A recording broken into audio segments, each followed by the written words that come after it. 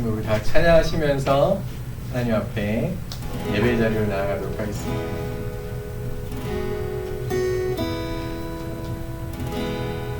저는 누군지 아시죠?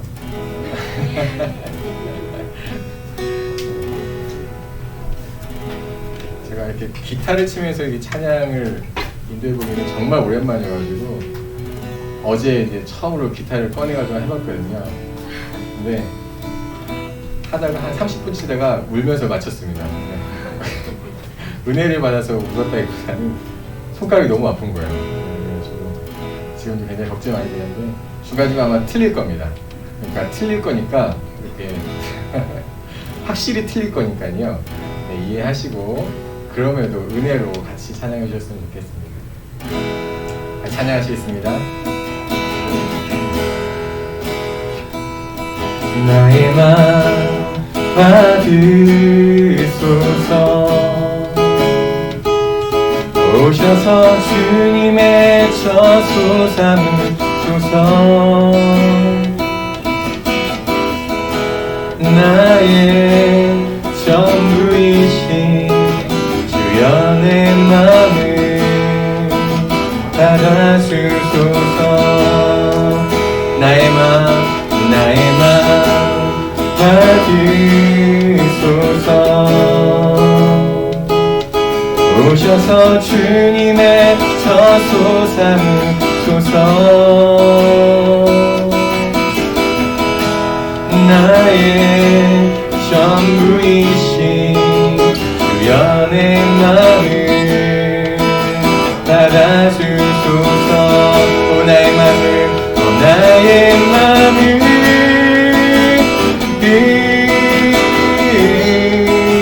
주님께 열었으니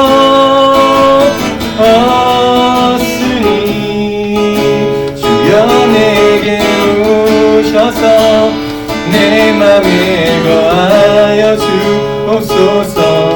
주가 기뻐하는 주의 성전 되게 하소서. 나의 맘 받으소서. 오셔서 주님의 처소 삼으소서. 나의 전부이신 주여 내 맘을 받아주소서. 오 나의 맘을, 오 나의 맘을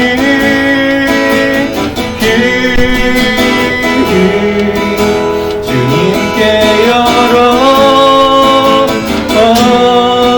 열었으니 주여 내게 오셔서 내 맘에 거하여 주옵소서. 주가 기뻐하는 주의 성전 되게 하소서. 나의 맘 받으소서. 오셔서 주님의 처소 삼으소서. 나의 전부이신 주여 내 맘을 받아주소서. 주여 내 맘을, 주여 내 맘을 받아주소서. 주여 내 맘을, 주여 내 맘을 받아주소서.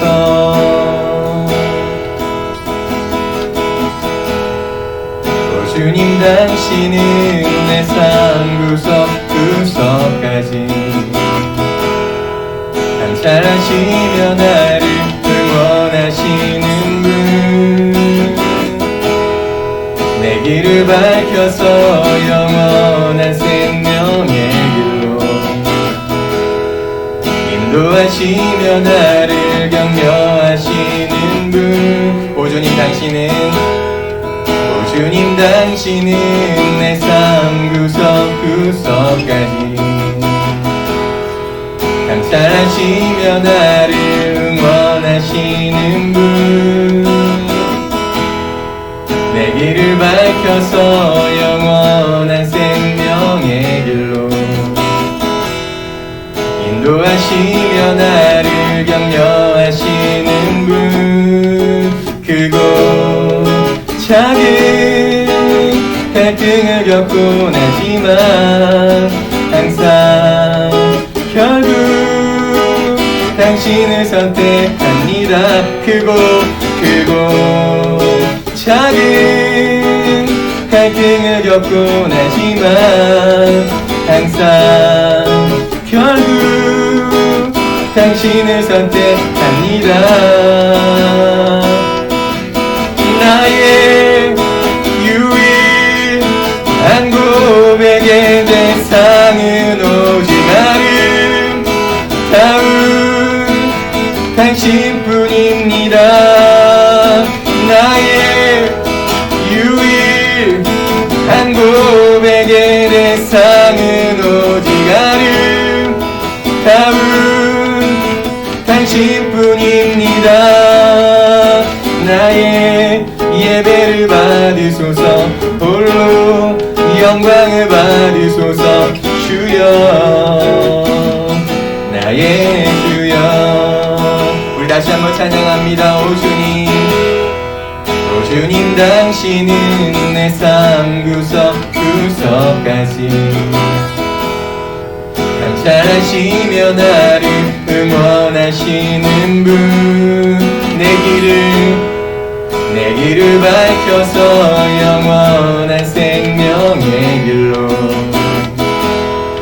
인도하시며 나를 격려하시는 분, 크고 작은 갈등을 겪곤 하지만 항상 결국 당신을 선택합니다. 크고 작은 갈등을 겪곤 하지만 항상 결국 당신을 선택합니다. 나의 유일한 고백의 대상은 오직 아름다운 당신뿐입니다. 나의 유일한 고백의 대상은 오직 아름다운 당신뿐입니다. 나의 유일한 고백의 대상은 오직 아름다운 당신뿐. 우리 마지막으로 고백합니다. 나의 유일한 고백의 대상은 오직 아름다운 당신뿐입니다. 나의 예배를 받으소서, 홀로 영광을 받으소서. 주여, 나의 주여.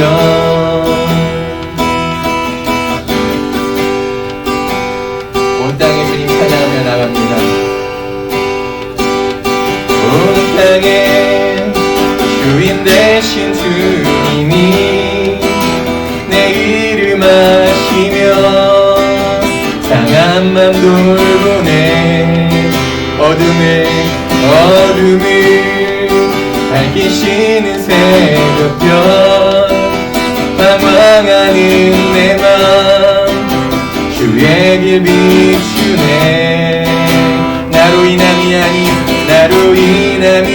아니 주가 행하신 일로 나의 행함이 아니 오직 주로 인하여 나는 오늘 피었다 치는 이름 없는 꽃과 같네. 바다에 있는 파도 안개와 같지만 주는 나를 붙드시고 부르짖음 들으시며 날 위하다 시네. 주님은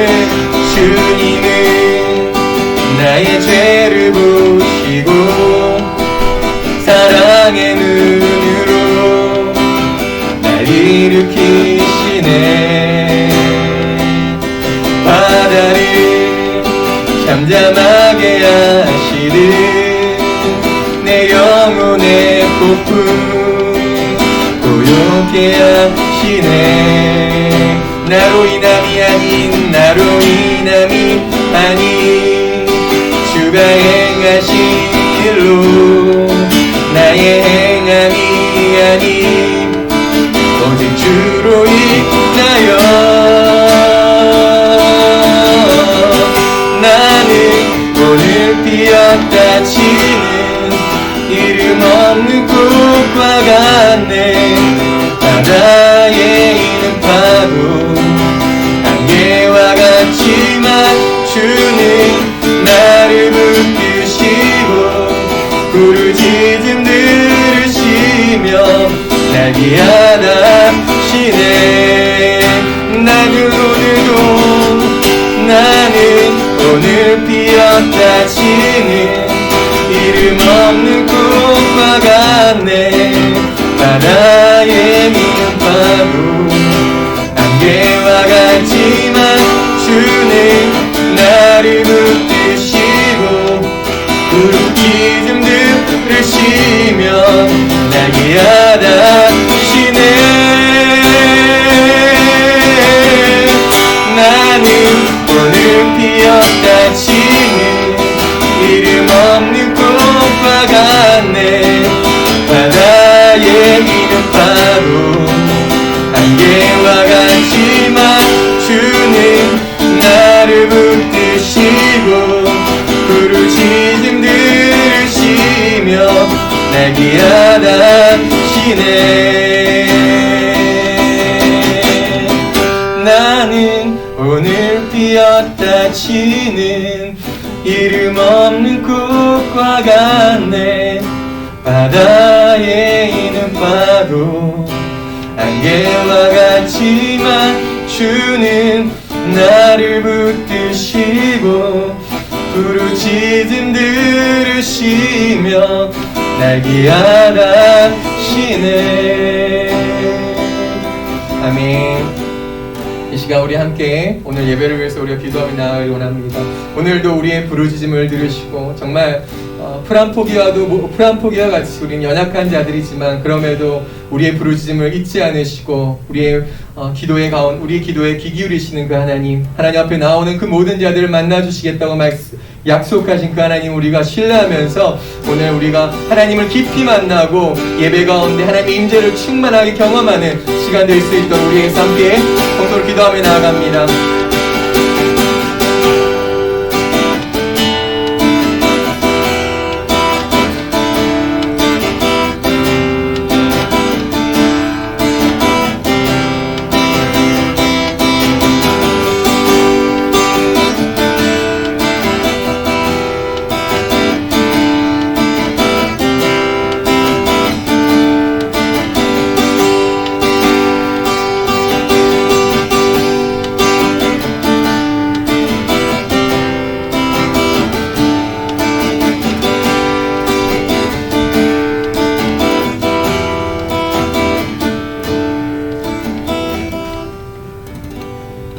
자비로우신 하나님, 무더운 날씨 가운데 오늘도 저희들을 예배의 자리로 인도해 주시니 감사를 드립니다.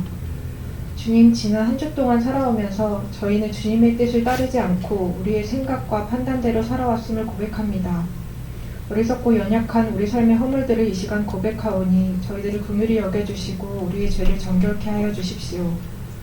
주님, 지난 한 주 동안 전국에 많은 비가 내려 많은 생명이 희생되었고 큰 피해를 입었습니다. 하루속히 잘 복구되어지게 하여 주시고 사랑하는 사람과 삶의 터전을 잃어 낙심하고 힘든 자들에게 찾아가 주셔서 그들을 위로하시고 새 힘을 더해 주십시오. 이러한 뉴스를 볼 때마다 기후위기의 심각함을 더욱더 생각하게 됩니다. 하나님의 창조세계를 위탁받은 파수꾼으로서 우리가 지구가 지속가능하도록 더욱 주변을 돌아보고 실천하는 우리의 삶이 되어질 수 있도록 인도해 주십시오. 저희는 고민 많은 청년의 시기를 지나고 있습니다. 방학을 지나고 있는 대학생들에게는 재충전과 삶의 정비를 할 수 있는 시간이 되어지게 해주시고 취업을 준비하고 직장생활을 하는 청년들이 각자의 삶의 자리에서 그리스도의 향기를 나타내는 삶을 살아내게 하여 주십시오. 최근 코로나 바이러스가 재확산되어 많은 사람들이 확진되고 후유증과 어려움 속에 있습니다. 여전히 최전선에서 방역과 치료를 위해 많은 수고를 감당하고 계시는 분들을 기억하여 주시고 그분들께 새 힘을 더해 주시고 이러한 어려운 상황들이 하루속히 잘 극복되어질 수 있도록 주님께서 은총을 베풀어 주십시오. 우리 중에 몸과 마음이 아픈 청년들이 있다면 주님께서 찾아가 주시고 그들과 함께하여 주시고 치유하여 주시길 기도드립니다. 청년부를 위하여 늘 기도와 수고를 감당하시는 목사님, 부장부감 집사님, 임원들을 기억하여 주시고 영육간의 강건함을 허락하여 주시고 삶의 자리에 평안으로 함께하여 주십시오. 오늘 말씀 전하여 주실 박현지 목사님께 성령 충만함으로 함께하여 주시고 듣는 저희들도 들으면서 멈추지 않고 삶 속에서 기억하며 행동하는 청년들이 되어지게 하여 주십시오. 이 시간 우리의 예배를 기뻐 받으실 예수 그리스도의 이름으로 기도드립니다.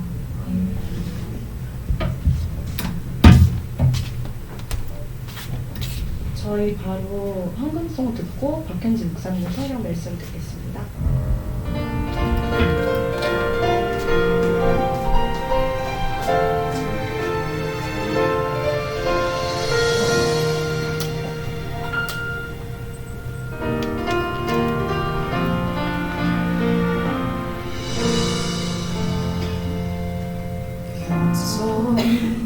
올리는 나의 기도 간구보다 감사를 드립니다. 응답하심도 거절하심도 기다리라심도 그저 항상 같이 고백할까요?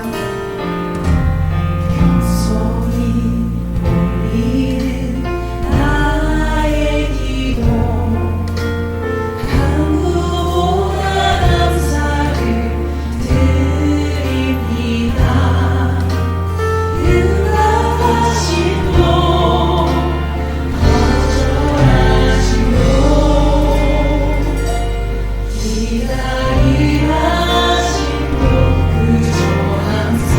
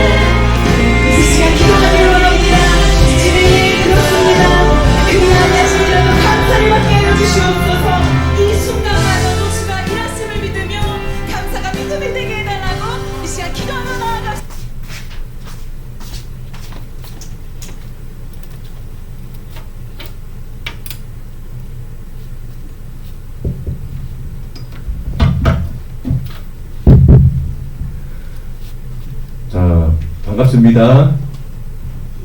반가운 거 맞죠? 네, 반가워해 주세요. 반갑습니다. 난 누군지 알죠? 네, 아까 정철호 목사님이 내가 누군지 아세요 하니까 여러분들이 막 눈동자가 돌아가는 게 모르는 것 같은데 막 이런 표현이어서 전 알죠 누군지. 아 그래요. 마스크 벗어도 될까요 저는? 네. 자, 우리 잠깐 먼저 기도할게요. 같이 한번 기도합시다. 하나님 아버지, 우리 사랑하는 청년들과 함께 또 거룩한 주일 하나님이 우리에게 값없이 허락하신 예배의 시간을 함께합니다. 하나님, 우리가 거저 누리는 너무나도 크고 소중한 은혜입니다. 어떤 곳에서는 이 예배에 잠깐의 예배를 위하여 정말 너무도 많은 희생과 어려움을 겪는 그런 이들도 있건만 우리가 너무도 이렇게 평안함 속에서 예배드리게 된 곳에 감사하는 마음으로 우리의 예배를 받아 주옵소서. 또 하나님, 우리가 그래서 드리는 이 예배가 우리 하나님과 한 걸음 더, 한 뼘 더 가까워지는 예배가 될 수 있도록 인도하시고, 우리가 살아가는 삶의 수많은 시간들 속에서 또 장소의 상황들 속에서 조금 더 하나님을 믿음의 청년들이 될 수 있도록 인도하여 주옵소서. 하나님이 우리에게 주시는 모든 것들이 어떤 것도 헛된 것은 없음을 우리는 믿습니다. 이 예배 또한 그래서 하나님이 우리에게 주시는 은혜의 자리임을 또한 믿습니다. 예배하는 청년들, 이 예배의 은혜와 예배의 힘과 또 예배를 통해 하나님과 함께하는 것으로 말씀을 마음속에 새기는 것으로 한 주간의 삶의 자리에 모든 것들을 감당할 수 있는 하나님의 능력과 힘을 공급하여 주옵소서. 보이지 않는 하나님이지만 분명히 역사하신 하나님이시니 그 하나님 붙들고 한 마음으로 예배하는 이 시간이 되게 주옵소서. 감사드리며 예수님의 이름으로 기도합니다. 아멘. 자, 성경 말씀을 같이 한번 읽어볼게요. 오늘은 두 군데 말씀인데 먼저는 사무엘상 30장 8절 한번 같이 볼까요? 네, 찾을 수 있죠? 사무엘상 30장 8절입니다. 아, 나오는군요. 그리고 앞에 보면서 우리 같이 한번 읽을게요. 한 목소리로. 먼저 사무엘상 30장 8절. 자, 시작. 다윗이 여호와께 묻자와 이르되 내가 이 군대를 추격하면 따라잡겠나이까 하니 여호와께서 그에게 대답하시되 그를 쫓아가라. 내가 반드시 따라잡고 도로 찾으리라. 그 다음 로마서 8장 28절 같이 읽을게요. 시작. 우리가 알거니와 하나님을 사랑하는 자 곧 그의 뜻대로 입은 자들에게는 모든 것이 합력하여 선을 이루느니라. 아멘. 이 두 구절의 말씀을 가지고 오늘 제가 여러분과 같이 하나님의 말씀을 나누도록 할게요. 이 화면을 계속 켜 있어도 되죠? 말씀을 보면서 같이 우리가 말씀을 또 듣도록 할게요. 자, 이해를 돕기 위해서 예전에 제가 경험했던 짧은 한 이야기를 좀 드릴게요. 청년 때 제가 잠시, 진짜 아주 잠시 바둑에 입문했던 적이 있어요. 지금은 바둑을 두느냐? 못 둬요. 그때만 잠깐 진짜 바둑을 둘 줄 아는 분에게 몇 수 배워서 이제 바둑을 사실은 입문이 아니라 그냥 몇 번 둬봤던 그런 경험이 있는데, 여러분도 그러겠지만 뭘 처음 배우게 되면 그게 되게 재밌고 자꾸만 접하게 되잖아요. 그래서 그렇게 바둑을 처음 제가 접하고 입문을 하게 됐을 때 하룻강아지 법무서운 줄 모르고 만나는 사람들마다 이제 바둑 대결을 요청하는 거죠. 나와 함께 바둑을 한 판 두자. 근데 뭐 거기에 있는 대부분의 그 동료들이 바둑을 잘 못 뒀어요. 그러니까 뭐 저처럼 뒀거나 뭐 조금 더 배운 제가 낫거나 이런 상황이었는데, 어느 날 진짜 적수를 만난 거죠. 그러니까 그 사람도 뭐 둬봤자 나 정도겠지, 조금 더 둬봤자 내가 감당할 수 있겠지. 그러고 이제 한 판을 두는데 이게 진짜 장난이 아닌 실력가인 거예요. 근데 그게 바둑알을 몇 번 딱 두고 나서는 제가 더 이상 둘 수 있는 데가 없는 거예요. 그러니까 그 상대는 이제 몇 수를 읽고, 아, 이렇게 두면 제가 어떻게 둘 거고, 그럼 자기는 어떻게 두면 되고, 또 제가 그럼 어떻게 방어할 거, 그럼 또 어떻게 두고, 이거를 몇 수를 내다보고 그 갈 길을 딱 막아 놓으니까 제가 정말 할 수 있는 게 없어요. 그러니까 바둑이라는 것 자체가 끝날 때까지 긴 시간이 좀 걸리잖아요. 뭐 중간에 그렇다고 뭐 몇 수 두지도 않고 아 졌다 이러기도 좀 자존심 상하고, 그래서 주어진 시간 안에 계속 하기는 하는데 이게 이기려고 하는 바둑이 아니라 뭔가 상대가 되게끔 두는 바둑이 아니라 제 차례가 오니까 그냥 해야 되는 거예요. 어디든 놔야 되는 거예요. 근데 이 놓는 게 뭐 말도 안 되는 곳에 놓는 거죠. 저는 이 상대의 수를 따라갈 수가 없으니까. 그때 정말 조그만 그 바둑의 세계, 바둑판 안에서 소위 사방이 막히는, 도무지 수가 보이지 않는, 어떻게 해도 안 되는, 답이 전혀 없는 그런 순간들을 거기서 경험을 하게 됐고요. 이제 그런 제가 너무 안타까웠는지 이제 다른 동료가 저한테, 그리고 저와 함께하는 상대에게 이제 제안을 하는 거예요. 현진이가 너무 못 두고 당하니까 내가 좀 같이 도와줘도 되겠냐. 그러니까 이 상대가 그렇게 생각했던 것 같아요. 아이 뭐 너네 둘이 머리를 맞대봤자 나를 어떻게 이기겠느냐 하고는, 아 그래 니네 둘이 한번 같이 해봐, 이제 허락을 해준 거죠. 근데 이 저를 도와주겠다고는 이 동료가 더 고순 거예요. 근데 그 친구가 이제 저한테 한 수 한 수를 가르쳐 주는 거죠. 귓속말로 아 어디다 둬라, 아 거기 말고 여기다 둬라. 근데 두면서도 저는 왜 거기다 둬야 하는지는 모르겠어요. 근데 얘가 두래요. 근데 얘가 두면 길이 만들어지는 거예요. 그러니까 소위 집이 저 집, 내 집이 만들어지고 상대를 방어하게 되는 거예요. 조금 전까지만 해도 내가 정말 어떻게 둬야 할지를 몰라서 그냥 시간만 때웠던 그 일이 이제는 내가 아니라 나의 상대방이 그렇게 하면서 쩔쩔매고 있는 거예요. 결국 상황이 완전히 역전이 돼서 우리가 이겼어요. 뭐 우리가 이긴 게 아니라 저를 돕는 친구가 이긴 거죠. 그러니까 완전히 그 불가능할 것 같은 상황을 역전을 만들어 나가면서 그 바둑판을 완전히 뒤집어 놓는 그런 진정한 실력가를 통해서 제가 이제 뭐 나름 그래도 승리를 얻게 된 거죠. 자, 이 이야기가 로마서 8장 28절에 나오는 모든 것이 합력하여 선을 이룬다는 거예요. 자, 여기서 말하는 모든 것 안에는 참 우습지만 제가 바둑을 두면서 겪었던 그 암담한 상황들, 도대체 어디로 가야 하는가? 내가 가야 할 길이 뭔가? 이 순간에 내가 선택해야 될 것이 무언가? 앞이 보이지 않는다. 눈을 떠도 캄캄하다. 도무지 수가 생각이 나지 않는다. 뭘 해도 안 된다. 모든 것 안에는 이런 게 다 들어가 있는 거예요. 근데 이 말씀을 다시 보시면 모든 것이 합력하여, 여기서 합력한다는 건 방향을 바꾼다는 거예요. 어떻게 방향을 바꾼다는 거냐면 누군가가 저를 돕지 않았을 때 그 바둑의 상황은 내가 뭘 해도 안 되는 상황이에요. 뭘 해도 안 되는 방향이에요. 답이 없는 방향이에요. 근데 여기서 합력한다는 건 그 방향이 바뀐다는 거예요. 해도 되는 방향으로, 길로 나아가는 방향으로, 나를 꽉 바로막고 있던 부정적인 장벽이 이제는 그것이 허물어지고 느슨해져서 긍정적인 방향으로 방향이 바꾼다. 이게 모든 것이 합력하는 거예요.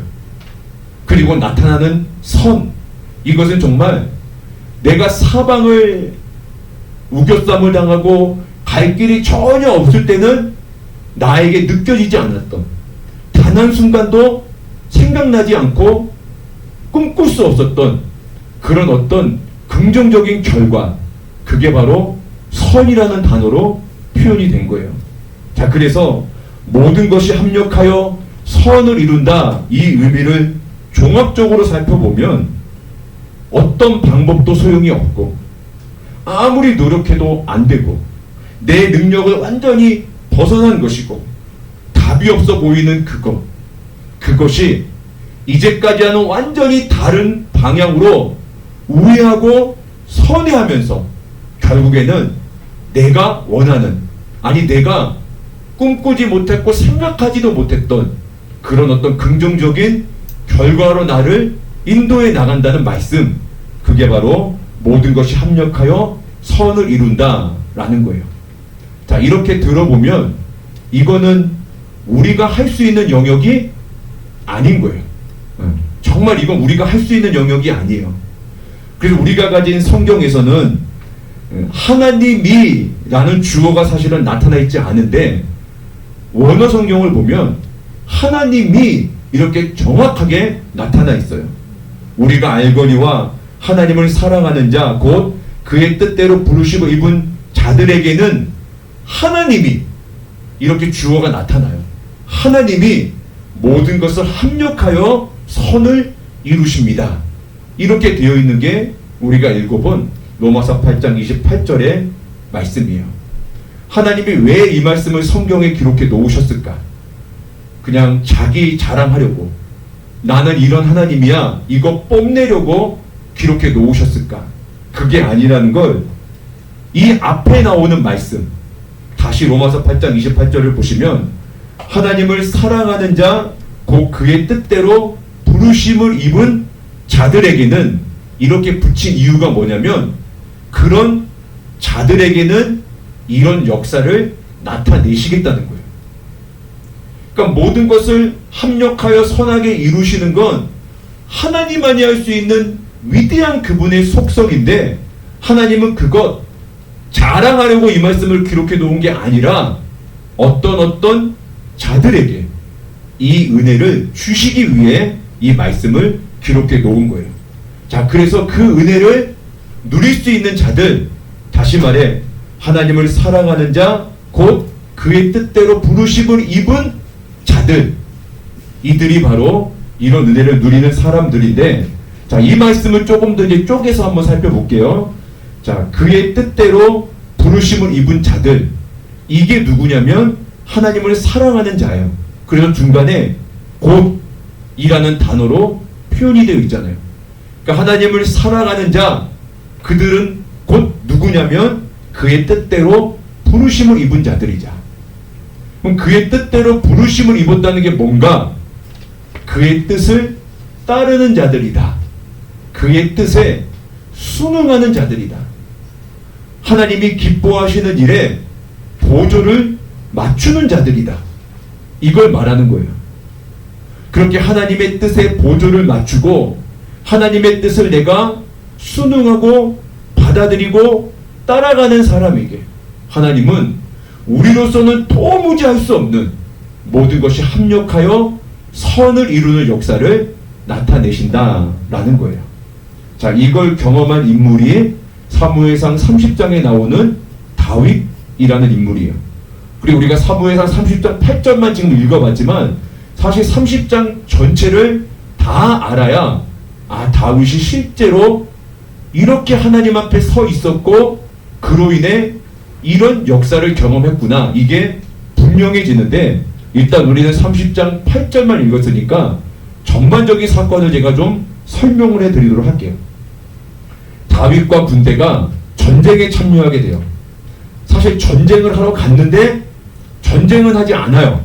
전쟁을 하지 않아도 되는 상황이 만들어진 거예요. 그러니까 다윗과 군대를 나갔다가 그냥 다시 원래 자신들의 거주지로 돌아와요. 근데 돌아와 보니 일이 터졌어요.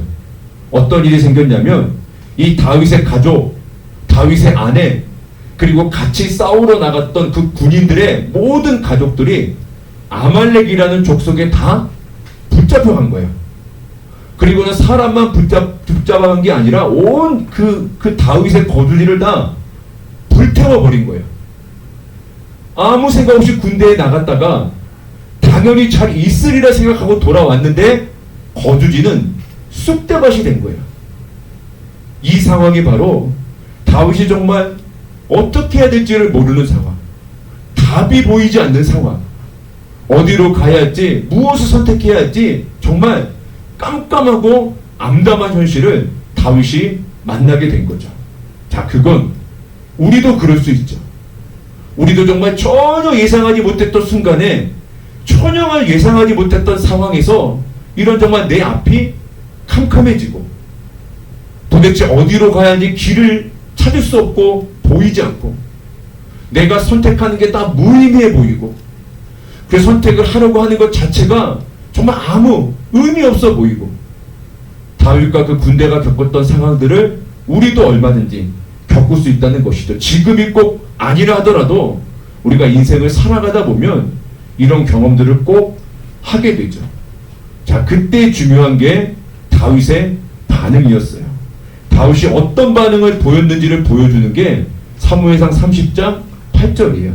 다시 한번 말씀을 보세요. 제가 읽을게요. 다윗이 여호와께 묻자와 이르되 내가 이 군대를 추격하면 따라잡겠나이까 하니 여호와께서 그에게 대답하시되 그를 쫓아가라. 네가 반드시 따라잡고 도로 찾으리라. 자, 이게 그의 뜻대로 다윗이 부르심을 입은 거예요. 이게 무슨 상황이냐면 기도한 거예요. 다윗이 여호와께 묻자와 이르되 다윗이 하나님께 기도했다는 거예요. 근데 사실 이 기도 자체의 내용은요, 형편없어요. 그러니까 다윗과 하나님과의 나름 주고받는 대화의 기도인데, 이 대화를 가만히 들여다보면요, 정말 중요한 건 다 빠져 있어요. 내가 따라갈까요? 그래, 따라가라. 근데 어디로 따라가라는 거예요? 언제까지 따라가라는 거예요? 얼마큼 가면 된다는 거예요? 아무것도 없어요. 그리고 30장 8절의 30장 전체를 봐도 다윗과 하나님이 기도한 건 이게 전부예요. 그리고 나서 다윗이 궁금해서 근데 하나님 어디까지 가야 하죠? 어느 방향을 가야 하죠? 어떻게 가야 하죠? 다시 묻지 않아요.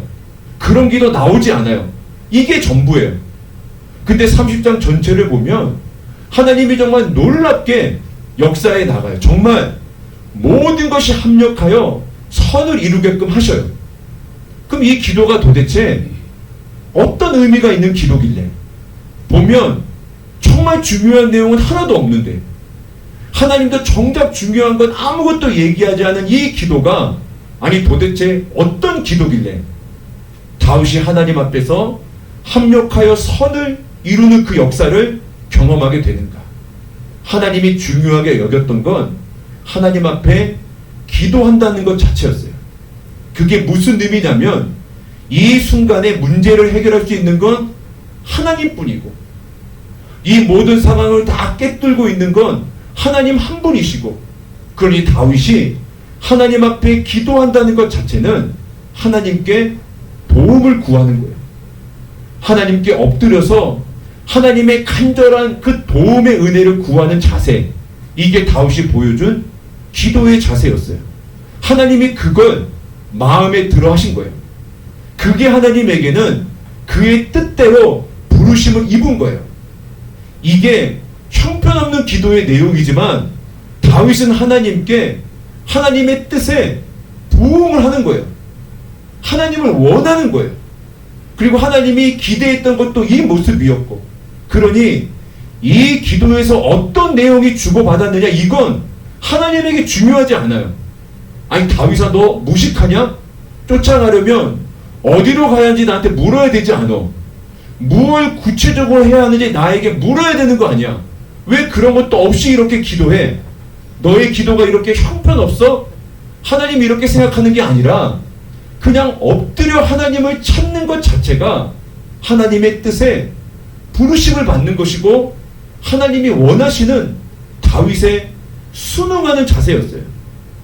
자, 이런 반응을 하나님이 기뻐하셨던 거예요. 그래서 우리가 다윗과 똑같은 상황을 만날 수도 있죠. 정말 그런 상황들을 만날 수밖에 없는 게 우리가 살아가는 인생이에요. 그러지 않으면야 얼마나 감사해요. 근데 이 세상이 녹록지 않기 때문에 정말 어떤 때는 다 준비가 되고 모든 게 다 갖춰지고 이제 됐다는 바로 그 순간에 우리의 사방이 막히고 모든 게 아무 의미 없어지고 다 허물어지는 그런 상황들을 만나게 되는 거죠. 얼마 전에 폭우가 있었죠. 관련된 기사를 읽으면서 제가 참 안타까운 기사 하나 읽었는데 어떤 분이 자기 개인 장사를 하기 위해서 3년 동안 준비를 했어요. 그러니까 3년이라는 시간이 무슨 시간이에요? 코로나 때 아니에요. 그러니까 코로나 때 있는 것 없는 것 다 모아가지고 코로나 이제 끝나가는 이 시점에 내가 그래도 이제는 뭔가를 하면서 다시 일어서 보리라. 근데 그 빚 때문에 다 사라져버린 거예요.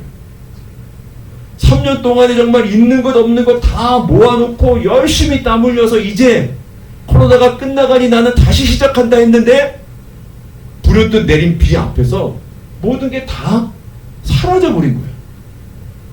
또다시 아무것도 남지 않은 상황이 된 거예요. 이게 이 어떤 한 남자의 인생이 아니라 어쩌면 우리 모두가 살아가면서 만나게 되는 인생의 단면이기도 하죠. 길이 없다. 길이 보이지 않는다. 여기서 내가 뭘 할 수 있을까? 뭘 한들 될 수 있을까? 이런 상황 속에서 우리가 정말 하나님을 기억하면서 그의 뜻에 순응한다는 것은요, 그분을 찾는 것만으로도 충분해요. 여러분이 하나님 앞에 기도하는 것, 그 기도가 지금 다윗의 기도처럼 형편없는 기도일지라도 이게 도대체 뭘 원하는 건지, 뭘 구하는 건지, 어떤 상황을 이야기하는 건지, 어떻게 해달라는 건지 너무도 설투고 형편없는 기도여도 하나님, 나는 하나님이 필요하고 나는 하나님의 도움을 원하고 하나님 아니면 내가 할 수 있는 게 아무것도 없습니다.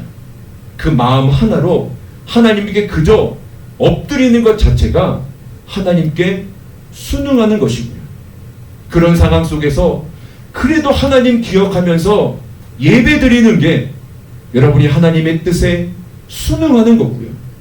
정말 모두가 다 그 길로 가더라도 내가 하나님을 믿는 믿음의 청년인데 그래도 나는 그리스도인답게 서 있자 그 하나의 행동이 하나님의 뜻에 순응하는 거고요.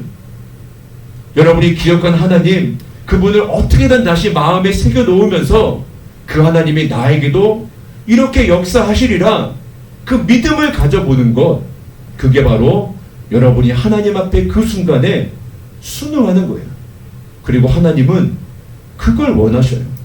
그걸 받으시고는 이제 그분이 하시는 놀라운 능력, 모든 것이 합력하여 선을 이루는 일을 저와 여러분 가운데서 행하신다는 것이죠. 다윗의 모습을 여러분들이 꼭 기억하세요. 이 자세를 보여야 할 그 순간이 분명 올 거예요. 충돌이 일어나겠죠. 답답하고 절망스러운 마음에 야, 무슨 기도냐, 무슨 예배냐, 무슨 하나님 타령이냐, 무슨 믿음의 청년이냐, 이거 다 의미 없다. 앞이 꽉 막혀 있고 아무런 소망도 없는 상황에서 그 하나님 찾고 뭐 믿음 찾고 예배 찾은들 이게 과연 무슨 의미가 있겠느냐라고 하는 내 감정과 그래도 우리가 배운 대로 하나님이 이렇게 보여준 그분의 역사대로 다윗처럼 나도 하나님께 잠시라도 눈 감고 무릎 꿇고 그분의 이름을 부르고 서툴고 형편없는 기도여도 그래도 하나님 도와달라고 한번 그분께 외쳐보고 예배가 들어오던 말씀이 들어오던 그래도 내가 있어야 할 자리가 예배의 자리니 그 자리에 나가 나의 예배의 자리를 지켜나가고 믿음의 청년답게 서 있는 그것을 통해서 하나님은 그분이 하시는, 그분이 가장 잘하시는 모든 것을 합력하여 선을 이루는 일을 만들어 내시는 것이죠. 자, 어떻게 하나님이 그렇게 하시는지를 조금 더 제가 설명을 해드리도록 할게요. 어쨌건 다윗은 뭐 하나님으로부터 오케이 사인을 받았으니 길을 떠나요.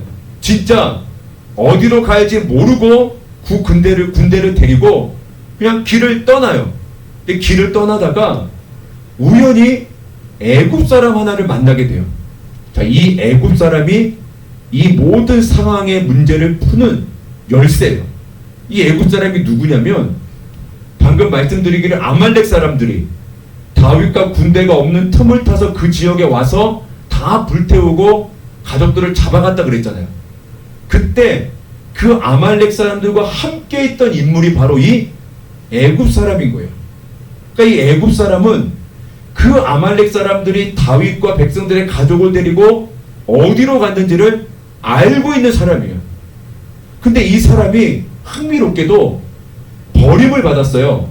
아말렉 사람들로부터 버림을 받았는데 왜 버림을 받았냐면 병이 들어서 버림을 받았는데 버림받은 시점이 언제냐면 사흘 전이다. 말씀을 보면 그렇게 나와요. 내가 사흘 전에 몸이 아파서 아말렉 사람들로부터 버림을 받았습니다. 자, 근데 그 사흘 전이 언제냐면 다윗과 군대가 싸움을 하러 나갔던 때예요. 그러니까 다윗과 군대는 자신들의 가족이 지금 어떻게 되고 있는지를 전혀 모르고 있는 상황에서, 다시 말해 잘 있겠거니 그렇게 생각하고 있는 그때부터 하나님은 이 애굽 사람을 준비시켜 놓은 거예요. 3일 전부터 그를 그 자리에 있게 하신 거예요. 더 재밌는 건 3일 동안 이 사람이 먹지도 못하고 마시지도 못했어요. 자, 그럼 상식적으로 어떻게 해야 돼요? 먹지도 못하고 마시지도 못했어요. 그 자리에 있는 동안에 먹을 게 아무것도 없었어요.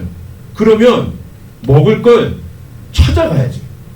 그 자리에 있을 게 아니라 어디든 가서 뭐 땅을 파든 하여튼 어디든 가서 먹을 것, 마실 거를 찾아야 되잖아요. 그냥 그 자리에 있으면 안 되죠. 3일 동안 거기서 굶고 목마르고 있는다는 게 이 말이 안 되잖아요. 근데 이 애굽 사람은 3일 동안 그러고 있었던 거예요. 바로 그 자리에, 다윗과 군대들이 오는 그 자리에. 더군다나 다윗과 군대들은 어디로 가야지도 모르고 가는 그 길, 바로 그 길에 이 애굽 사람이 3일 전부터 있었던 거예요. 도대체 이 사람이 왜 거기에 있게 됐는가? 그가 있었던 게 아니라 하나님이 붙잡아 둔 거죠. 어디 가지 못하게 다윗을 만나야 되니, 다윗의 군대들에게 아말렉 족속이 어디 있는지를 알려줘야 되니 하나님이 3일 전부터 그를 꽉 붙잡아서 거기 아예 못 박아 놓은 거예요. 너는 거기 있어야 돼. 3일 동안 거기 있어야 돼. 다윗이 널 만나야 돼. 그래서 너로부터 아말렉이 어디 있는지를 들어야 돼. 하나님이 이렇게 역사에 나가신 거죠. 당시에 아말렉 족속이요, 이스라엘 그 나라, 애굽 나라, 이런 나라들처럼 어느 한 영토를 정해서 거기에 고정돼서 살던 민족이 아니에요.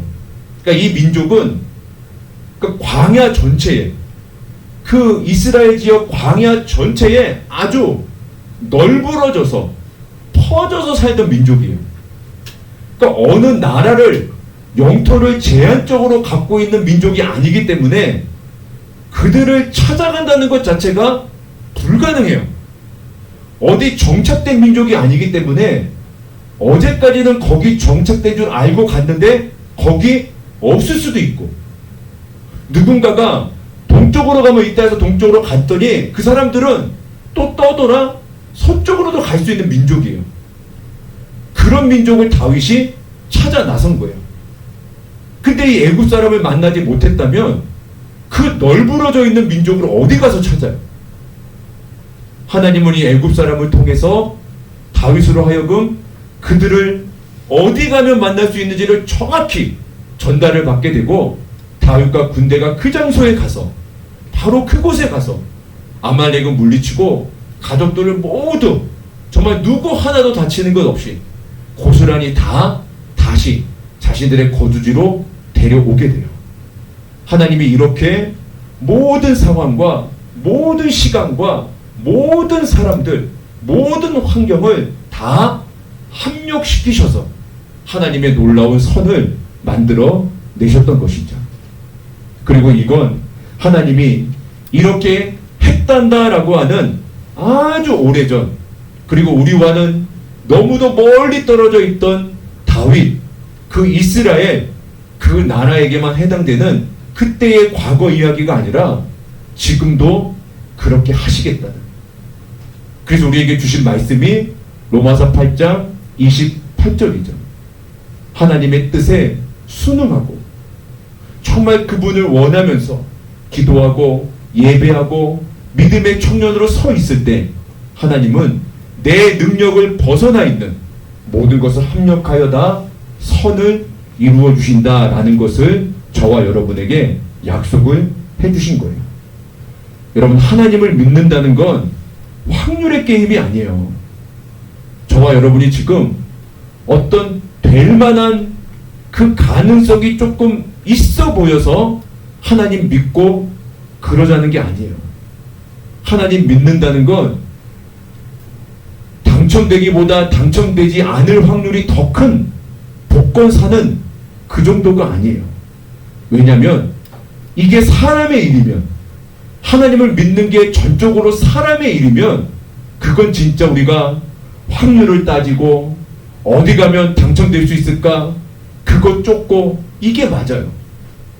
근데 하나님을 믿는다는 건 하나님의 영역이에요. 하나님을 믿는다는 건 전적으로 하나님 안으로 들어가는 거예요. 근데 그분은 확률의 영향을 받는 분도 아니고 뭐 복권 당첨 뭐 이런 거 아니에요.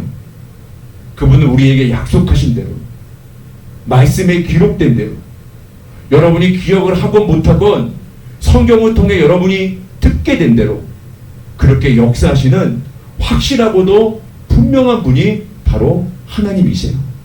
그래서 예수님이 이렇게 말씀하셨죠. 마가복음 9장 23절을 보면 할 수 있거든이 무슨 말이냐? 믿는 자에게는 능히 하지 못할 일이 없다. 믿는 자에게는, 하나님을 믿는 사람은 능히 하지 못할 일이 없다. 바울은 빌립보서 4장 13절에서 이렇게 말씀했죠. 내게 능력 주시는 자 안에서 내가 모든 것을 할 수 있다. 믿음 안에서 모든 것을 할 수 있다. 이게 성경의 공통되는 주장이고 진리예요. 그게 확실한 건 하나님 때문이죠. 우리가 믿는 하나님. 예수를 믿고 하나님을 믿는 것 때문에 저와 여러분이 슈퍼 히어로가 되는 것 아니에요. 우리는 여전히 연약해요. 오히려 더 연약한 가운데 빠질 수도 있어요. 그런데 우리가 그 연약함 때문에 무너지지 않는 것, 우리가 믿는 하나님이 완벽하시고 완전하시기 때문이에요. 우리가 믿는 하나님이 사방이 깜깜해 보이고 갈 길도 없고 방법도 없는 정말 한 인간이 겪는 너무도 깊고 최고의 절망조차도 그분의 완벽하심으로 다 바꿀 수 있는 분이기 때문에 우리가 그분을 믿는 믿음으로만으로도 우리는 얼마든지 우리의 인생을 더욱더 은혜롭게 살아갈 수가 있는 것이죠. 조지훈 목사님이라는 분이 쓰신 그 레디컬 세대라는 책이 있어요. 레디컬 세대. 레디컬이라는 단어의 뜻 알죠? 뭐 어떤 급진적인, 과격한. 근데 여기서 말한 그 레디컬은 그런 급진적이고 과격한 이걸 말하는 게 아니라 이 목사님이 이 책을 쓰실 때의 그 레디컬이라는 단어는 진리를 향해서 과격한, 진짜를 향해서 물불을 가리지 않는, 진리라면 목숨을 걸 수 있는, 그게 진짜라면 정말 그것을 향해서 모든 것을 다 뚫고 나갈 수 있는 그런 어떤 힘, 그런 의지, 그런 의미로서의 레디칼, 이런 단어를 썼던 거죠. 자, 그러면서 그분이 이런 글을 그 책에 남겼어요. 진짜가 맞다면 나도 합류하겠다. 더 이상 눈치 보며 찌그러져 살기 싫다. 가짜는 싫다. 진짜를 붙잡고 살고 싶다. 이렇게 기록을 해놨어요. 진짜, 그 진짜의 목숨을 걸고 진짜를 향해 나아가는 그런 삶을 살겠다. 저는 우리 모두가, 특별히 우리 청년부 여러분들이 이 목사님이 말한 레디컬 세대, 그게 진짜라면, 그게 진실이라면 그 진짜 앞에서 나는 정말 과격해지겠다. 그 진짜 앞에서 나의 모든 것을 걸고 그 진짜 앞에서 물불 가리지 않고 그 진짜를 향해 모든 걸 뚫고 달려가겠다. 그런 레디컬 세대, 그 세대가 여러분의 세대가 됐으면 좋겠어요. 우리가 오늘 이야기한 게 다 진짜입니다. 하나님이 그렇게 하신다는 게 진짜고, 다윗이 경험했던 게 진짜고, 하나님이 약속하신 말씀이 진짜고, 그리고 진짜 이 말씀대로 하나님은 우리에게 그렇게 역사를 해주실 겁니다. 어망생이라는 말 아세요? 어망생. 어생망이군요. 미안. 어생망. 어차피 이번 생에는 망했다. 어생망. 뭘 해도 어차피 이번 생에는 망했다. 아무리 노력해도 이번 생에는 망했다. 그런 어떤 안타까움을 드러낸 단어가 어차피 이번 생에는 다 망했다, 망쳤다는 어생망. 이건 가짜예요.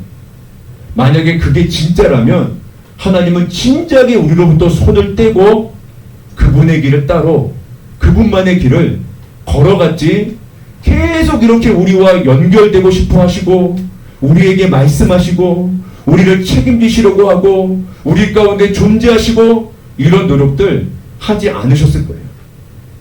이번 생에는 뭘 해도 안 된다. 지금 나는 뭘 해도 안 된다. 여러분, 이건 다 가짜예요. 여러분이 조금이라도 마음에 들 의미가 없는, 이건 분명한 가짜예요. 정말 우리가 붙잡아야 할 진짜는 우리가 하나님 앞에 순응하며 나갔을 때, 그분의 뜻을 따르기로 결심했을 때, 그분께 기도하고 예배하고 그분 앞에서 믿음의 청년으로 섰을 때 모든 것을 합력하여 선하게 역사하신다는 게 진짜입니다. 우리가 이 진짜에 정말 목숨을 걸고 이 진짜를 향해서 우리에게 주어진 시간들을 하나님과 함께하고 그분을 믿고 그분을 의지하며 살아가게 된다면 여러분의 인생이야말로 정말 진짜 인생, 가짜의 영향을 받는 흔들리는 인생이 아니라 하나님 안에서, 믿음 안에서 진짜 능력 있는 그 진짜 인생으로 하나님이 그렇게 만들어 주실 겁니다. 자, 이런 믿음과 소망으로 우리에게 주어진 삶의 길을 한 걸음 한 걸음 함께 걸어가는 우리 모두가 될 수 있기를 간절히 바랍니다. 자, 한번 기도해 볼게요. 같이 한번 기도합시다. 우리 시간 기도할 때에 한번 조용히 묵상하며 기도해 봅시다. 하나님 아버지, 그럼 나도 하나님 앞에 순응하면서 하나님이 정말 기뻐하시는 모습으로 서 있으면서 지금 이 순간에 하나님이 내게 원하시는 그 모습, 원하시는 그 마음, 그 자세로 내가 하나님 앞에 있기를 원합니다. 그렇다면 하나님, 어떻게 있기를 원하십니까? 나로부터 어떤 모습을 보기를 원하십니까? 내가 어떤 행동을 하기를 원하십니까? 어떻게 해야 하나님이 나로 하여금 기쁨을 누리시겠습니까? 하나님 아버지, 내가 하나님 앞에서 정말 하나님이 원하시는 모습으로 서 있기를 간절히 기도하오니 그걸 알려주시고, 또 내가 인생을 살아가면서 사방이 막히고 갈 길을 모르겠고 뭘 해야 될지를 모르겠고 정말 앞이 캄캄하고 너무 마음이 답답하고 두렵고 염려될 때에 내가 하나님이 기뻐하시는 모습으로 서 있는 믿음의 청년이 될 수 있도록 인도해 주옵소서. 우리 한번 조용히 이 마음으로 묵상하면서 같이 하나님께 기도해 보겠습니다. 기도하겠습니다.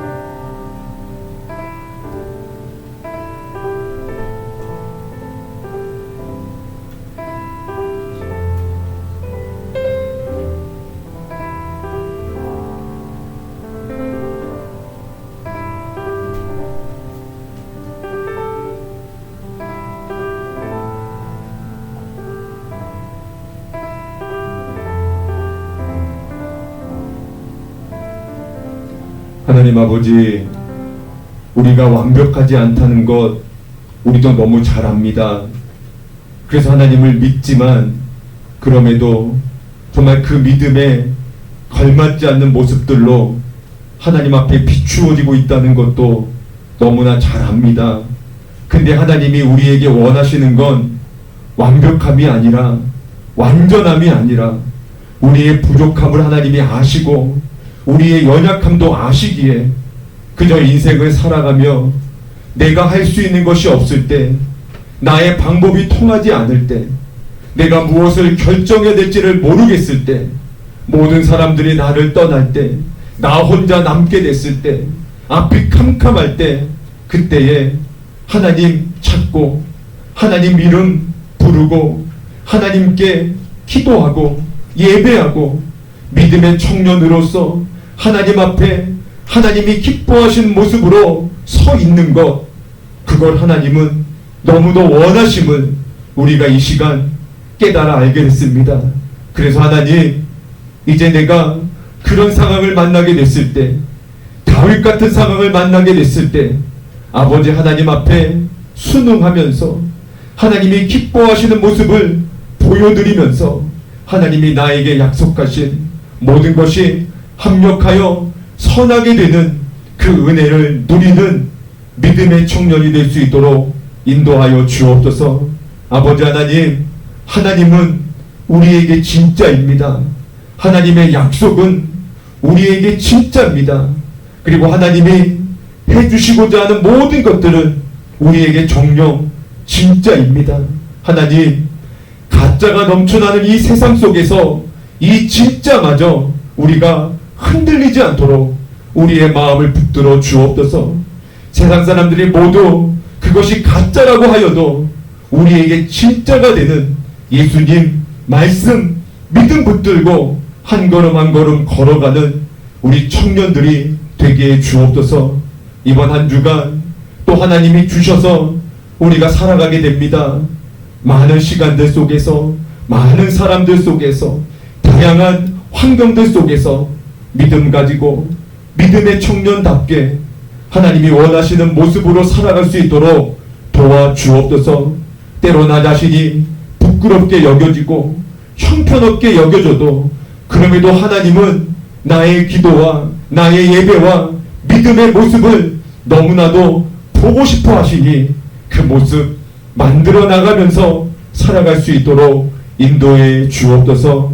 우리 사랑하는 청년부 하나님이 축복하여 주셔서 예배하는 모든 청년들을 통해 이 청년의 때에 부흥의 불길을 경험하게 하시고 우리 의정부 신춘교회 청년부가 이 나라와 이 민족을 향한 무엇보다도 하나님의 거룩한 뜻과 하나님의 나라를 향한 하나님의 영적인 통로로 쓰임받을 수 있도록 인도해 주옵소서. 예수님의 이름으로 기도하오며 이제는 우리 주 예수 그리스도의 은혜와 하나님 아버지의 크고 위대하신 사랑과 성령 하나님의 교통 역사하심이 주신 말씀, 하나님이 우리에게 주신 약속으로 받아들이고 이제 내가 다윗처럼 그 순간에 하나님이 원하시는 모습으로 하나님 앞에 섰을 때에 나를 향한 모든 것이 합력하여 선이 이루어지는 그 역사를 경험하게 될 줄 믿음으로 고백하며 나아가는 모든 청년들 머리 위에 이들의 기도 제목과 이들이 꿈꾸고 소망하는 것들과 이들의 가정과 일상의 터전 위에 그리고 하나님이 사랑하는 믿음의 공동체 우리 청년부 위에 이제로부터 영원토록 함께 하시기를 간절히 축원하옵나이다. 아멘. 감사합니다. 여러분을 위해 기도할게요.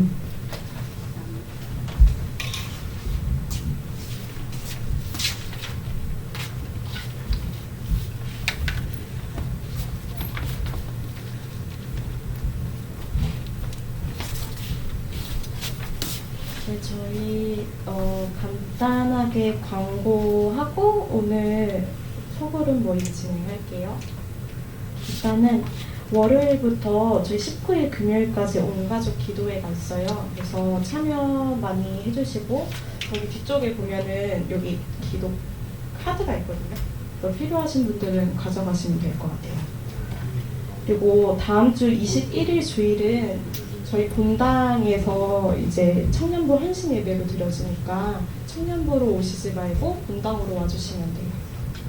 네, 그러면은 바로 소그룹으로 진행할게요. 저희 오늘은 우리 저기 우리 청년들을 위해서 제가 햄버거를 준비를 했어요. 네, 그래서 우리 앞에 온 것 같은데 소그룹 모임하면서 그거 드시고 힘내셔서 더 키도 무럭무럭 잘 자라시고 한 주간도 승리하셔요. 네. 아, 저희 감사의 박수 감사합니다. 그러면은 저희 어떻게 하죠? 그냥 장희 오빠랑 지은 언니, 현우 오빠, 장희 오빠 이렇게 일단 같이 하고 윤정 언니랑 같이 수진이랑 저기 누구야? 저기 준서랑 아영이랑 진아랑 이렇게 할까요?